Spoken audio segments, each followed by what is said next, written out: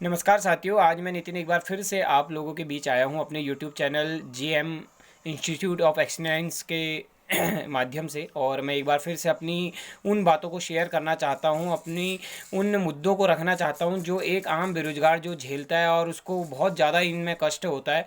मैं आज बात करूँगा EWS सर्टिफिकेट के बारे में, और जो लगातार हर साल प्रतिवर्ष बनाया जाता है, और इनकम सर्टिफिकेट के बारे में, जो कि एक बेरोजगार के लिए बेसिक नीड है। और आर्थिक रूप से कमज़ोर वर्ग जो इस सर्टिफिकेट को बनाते हैं, जो कहीं भी किसी भी तरीके से ऑथराइज नहीं होता है। आप एक चीज़ ये देखना चाहते हैं, मैं पूरे ईयर में देखना चाहता हूँ कि जहाँ आयोग जो है UKSSC आयोग और UKPSC और गवर्नमेंट जो मिल कर के विज्ञप्तियाँ निकाली जाती हैं, और जिनमें ये EWS आर्थिक रूप से कमज़ोर वर्ग के लिए एक पोस्ट निकाली जाती है कि भाई आपको फॉर्म भरना है और उसके बाद आपको एक सर्टिफिकेट देना होता है कि हाँ भाई हम EWS हैं। और आज तक तो जो था जैसा भी था बनाया जाता था, लेकिन जो इसका मानक है वो मुझे कहीं लगता है कि कहीं ना कहीं बदलने चाहिए। हर प्रतिवर्ष आप देखेंगे 4 साल या 5 बार में एक बार कोई फॉर्म निकल के आता है, और EWS सर्टिफिकेट बनाने के लिए आप देखेंगे प्रति वर्ष जो है इसको बनाया जाता है। तो फिर उस EWS का फ़ायदा क्या? आप हर साल उसे रिन्यू कराते हैं, लेकिन विज्ञप्तियां जो है वो साल 2 साल में, महीनों में, ऐसे कई साल लग जाते हैं कई बार किसी किसी भर्तियों में, तो वो एक्सपायर्ड हो जाता है। और अधिक जो बच्चे हैं, जो स्टूडेंट हैं, जो छात्र हैं, उसको बना बना कर थक जाते हैं।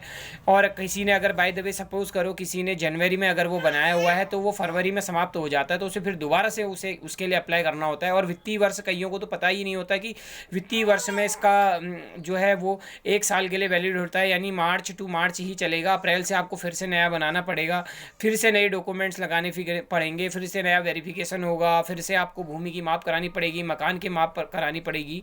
और कहीं ना कहीं मुझे ये भी लगता है कि अगर आपके पास घर अच्छा होने से किसी की इकोनॉमिक कंडीशन जो है वो अच्छी नहीं हो जाती। आज की जनरेशन के हिसाब से आप देखेंगे लगातार जो है कई चीज़ें बदली हुई हैं। आदमी ने नहीं भी खा कर के अपने मकानों को बनाया हुआ है, जैसे तैसे भी घरों को बनाया हुआ है। ज़मीन उनके पास थोड़ा बहुत खाने कमाने के लिए होती है, लेकिन मकान सबके 1,000 स्क्वायर फीट में मकान लगभग सभी का होता है। ऐसा है नहीं कि नहीं रहता है। आप किस तरीके से सामान्य श्रेणी को उठाना चाहते हैं? 10% आरक्षण तो दिया जाता है, लेकिन उनकी सीटों में भी जो है वो रिजर्व हो जाती है, वहाँ भी सीटें कट जाती हैं। बहुत दिक्कतों का सामना करना पड़ता है।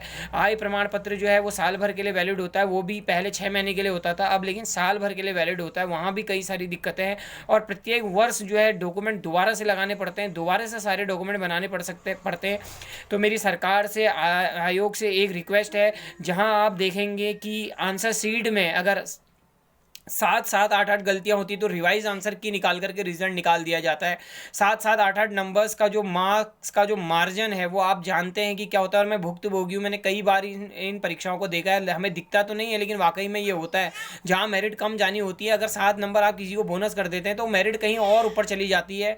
मेरे UKPSC लेक्चरर में 91.25 मार्क्स थे, जिससे कि मैं 0.50 से जो है वो बाहर हुआ था लगभग, मुझे जहाँ तक ध्यान है। और 7 क्वेश्चन नहीं, 7 कहूँ या 9 क्वेश्चन, मुझे ध्यान आ रहा है कि 9 क्वेश्चन जो थे आयोग ने जो थे वो क्या कर दिए थे, बोनस कर दिए थे।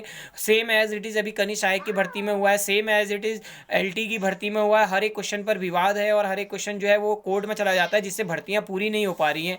आप देखेंगे अगर LT की भर्ती समय से पूरी हो जाती है अगर उसमें, तो कई लोग जो है वहाँ छट जाते। आप देखो फिर कनिष्ठ सहायक की भर्ती आई है अभी, अगर वहाँ भर्तियाँ हो जाती तो कई लोग वहाँ निकल जाते, तो जिससे नए लोगों को रोजगार का अवसर प्रदान होता है और नए लोग आगे निकलते हैं।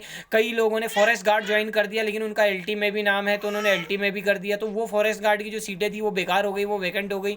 जो बेरोजगार नीचे से जो जिनके मेरिट कम होगी, पॉइंट पॉइंट से रुके होंगे, वो लोग पीछे रह गए। कहीं ना कहीं जो है एक दूसरे से इनका इंटरेक्ट हो जाता है, और कहीं ना कहीं आपस में जो है इनमें द्वेष की भावना आ जाती है, या फिर मैं कहूँ कि आपस में मर्ज कर जाते हैं कि यार क्या होगा। मतलब अगर आपने LT की भर्ती, सपोज करो आप LT में निकल गए, LT की भर्ती अब जो है वो कोर्ट में चली गई है, उन्हीं बंदों का कहीं ना कहीं BRP CRP में भी नंबर आ जाएगा, या फिर कहीं ना कहीं कनिष्ठ सहायक में नंबर आ जाएगा। फिर कहीं ना कहीं जो नए लोगों को, जो वेटिंग लिस्ट की हम बात कर रहे हैं, वो निकलनी होती है, और वो आयोग तक पहुंच जाते, वो नहीं निकलते। तो कहीं ना कहीं आपस में ये इंटेलेक्चुअल हो जाती हैं, और जो है भर्तियाँ जो है सस्पेंस में रहती हैं। तो बच्चा जो है अगर एलटी में उसका नंबर नहीं आ रहा, वो भी दुविधा में यार मैं क्यों, मतलब एलटी का रिजल्ट का तो पता ही नहीं है कब आएगा क्या आएगा, वो नई भर्तियों में जाएगा जहाँ कनिष्ठ सहायक में अगर उसका सिलेक्शन हुआ तो वहाँ चला जाएगा, पहले वहाँ डीबी करा लेगा, लेकिन उसका कनिष्ठ सहायक में नंबर नहीं आएगा। या फिर जो बच्चा कनिष्ठ सहायक में निकल रहा है या फिर फॉरेस्ट गार्ड में जिन्होंने ज्वाइनिंग ले ली है उनका भी कहीं ना कहीं यहाँ अब हो चुका है सिलेक्शन। तो ये भर्ती काफ़ी लेट हुई है। तो मुझे लगता है कि आयोग को कहीं ना कहीं इस बारे में सोचना चाहिए और एक पर्टिकुलर तरीके से भर्तियों को कराना चाहिए। साल भर में आप एक भर्ती निकालते हैं, भर्तियां निकालते हैं, कैलेंडर जारी करते हैं, बहुत अच्छी बात है, मैं उसके लिए कोई वो नहीं कर रहा हूँ, लेकिन कहीं ना कहीं भर्तियों में जो है इन चीज़ों का बहुत ज़्यादा होता है, वेटिंग लिस्ट बहुत ज़्यादा बार निकलती है। तो कहीं ना कहीं ऐसा होता है कि या तो आप हायर पोस्ट को पहले निकालिए, किसी भी हाल में आप पहले हायर पोस्ट को निकालिए। हायर पोस्ट मतलब जैसे आपने एलटी की भर्ती करवाई है तो एलटी की भर्ती को जब तक वो फाइनल नहीं होती तब तक रिमेनिंग रिजल्ट मेरे ख्याल से नहीं आने चाहिए। अगर एलटी की भर्ती फाइनल हो गई तो इसका मतलब जो नीचे वाली पोस्टें होंगी वहाँ कहीं ना कहीं बेरोजगारों को फायदा होगा। एक अच्छे आदमी को, मतलब अच्छे बच्चों को जो मेहनत कर रहे हैं उनको कहीं ना कहीं उस वेटिंग लिस्ट में फ़ायदा होगा, क्योंकि जो बच्चे एलटी में जाने वाले होंगे वो यहाँ कहीं कभी नहीं आएंगे। या फिर आप देखिए फॉरेस्ट, अगर अगर एलटी की भर्ती टाइम से हो जाती, टाइम से उसका रिजल्ट आ जाता, तो कहीं ना कहीं फॉरेस्ट गार्ड वाले जो बच्चे थे वहाँ कहीं ना कहीं किसी को वेटिंग में नंबर मिल जाता, जिससे बेरोजगारी दूर होती, कहीं ना कहीं किसी न किसी बच्चे की तो बेरोजगारी अवश्य दूर होती। तो मेरा आयोग से अनुरोध है और गवर्नमेंट से अनुरोध है कि इस बारे में सोचें।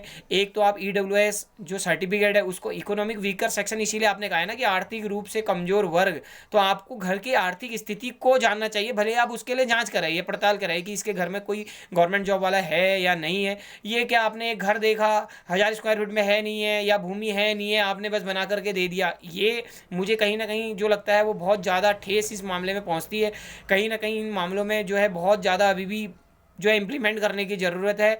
मैं गवर्नमेंट से यही गुजारिश करना चाहता हूँ कि इसको रिव्यू किया जाए। और कहीं ना कहीं देखो भर्तियाँ अगर देर में आ रही है तो एक बेरोजगार उसको कब तक बनाएगा बताइए, जब एफिडेविट ही बनाने में रहता है पूरे साल भर में। या तो फिर आप उन्हीं डॉक्यूमेंट्स के आधार पर जब तक उसकी इकोनॉमी, जब तक उसकी जॉब नहीं लगती, या तो फिर उसको वैलिड कर दिया जाए, या फिर कुछ नए तरीके से इसको रिव्यू कराया जाए कि हाँ इस तरीके से इसको इकोनॉमिक सेक्शन मिलना चाहिए। ये नहीं कि आपने ज़मीन और घर देख के उसको बनाया, जिसका मिला नहीं बनाया, ऐसा तो है नहीं। आप आरक्षण की जितने भी सर्टिफिकेट बनाते हैं सिर्फ जाति के आधार पर ही आप आरक्षण को तय कर देते हैं कि हाँ भाई ये है। तो यहाँ भी इकोनॉमिक वीकर सेक्शन का मतलब भी मुझे लगता है कि आर्थिक रूप से कमजोर वर्ग, आपको बस देखना चाहिए कि इसकी घर की स्थिति कैसी है, उस हिसाब से उसको इकोनॉमिक वीकर सेक्शन का जो सर्टिफिकेट है वो देना चाहिए, ताकि उसको वहाँ फ़ायदा मिले भर्तियों में। ज़्यादा अंतर देखने को तो नहीं मिलता है, लेकिन आदमी के मन में कहीं ना कहीं डाउट रहता है, यार चलो बना लेता हूँ, कहीं ना कहीं मुझे इसका फ़ायदा मिलेगा या कुछ होगा।